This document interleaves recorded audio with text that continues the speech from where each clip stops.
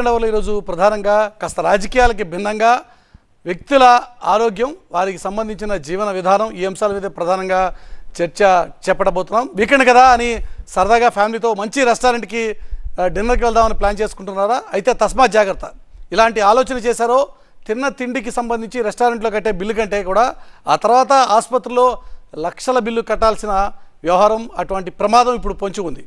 పైన పటారం లోన్ లటారం అన్నట్టు తయారైన హాస్పిటల్స్ మారినటువంటి ఫుడ్ సెంటర్స్లో మనం ఎంత డేంజరస్ ఫుడ్ తింటున్నామనే విషయం ఇప్పుడు ప్రధానంగా చర్చకు వస్తున్నటువంటి అంశం. తాజాగా అధికారుల దాడిలో బయటపడినటువంటి ఈ విషాహారం వ్యవహారం ఇప్పుడు ప్రధానంగా చర్చకి కారణమవుతోంది. ఈ విషాహారం తిని ఎంతమంది అనారోగ్యం పాలవుతున్నారో లెక్కే లేనటువంటి పరిస్థితి. మరి దీని కారణం ఎవరు, నిర్లక్ష్యం ఎవరిది? వందల వేల సంఖ్యలో వెలిసినటువంటి ఈ హోటల్స్ నిజంగా ఫుడ్ రూల్స్ని ఫాలో అవుతున్నాయా?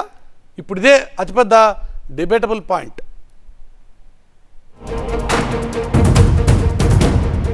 ఏం తినేటట్టు లేదు, ఏం కొనేటట్టు లేదు.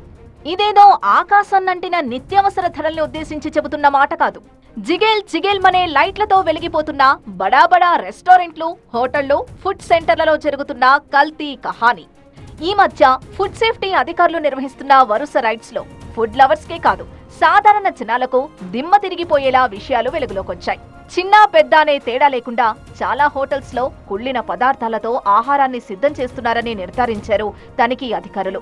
కనీస శుభ్రత పాటించకుండా రోజుల తరబడి స్టోర్ చేసిన మాంసాన్ని వేడివేడిగా వడ్డిస్తూ జనాల ఆరోగ్యంతో ఆటలాడుకుంటున్నట్టు తేల్చారు.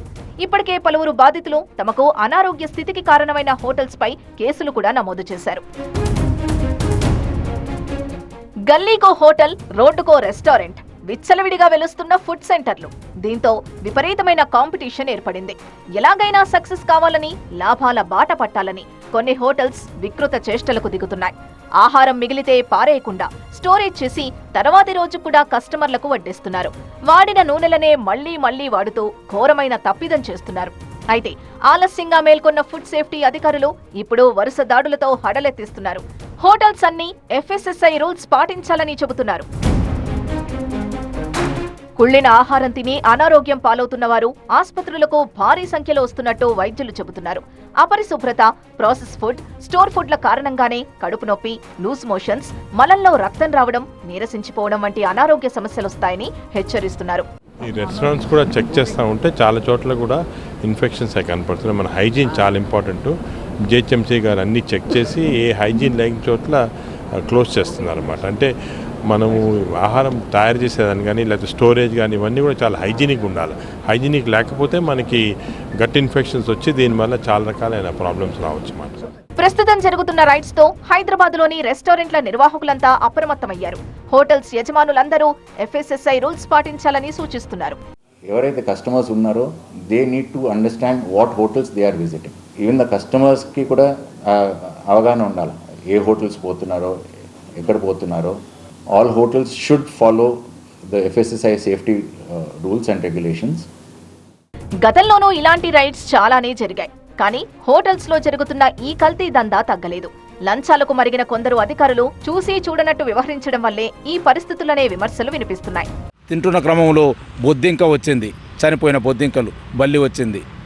మేము అధికారులకు ఫిర్యాదు చేస్తే ఈ రోజు కూడా నిమ్మకు నీరెత్తిన రీతిలో వ్యవహరిస్తున్నారు తప్ప ఒక్క అధికారి కూడా కనీసం యాక్షన్ తీసుకుందాము అనేది లేదు. ఫుడ్ ఇన్స్పెక్టర్లంతా ఘోరంగా అవినీతిమయంలో కొట్టుకుపోయారు. సేఫ్టీ అధికారులు లేరు. మొత్తం అడుగడుగున కల్తీ అనేది రాజ్యం వెళ్తుంది.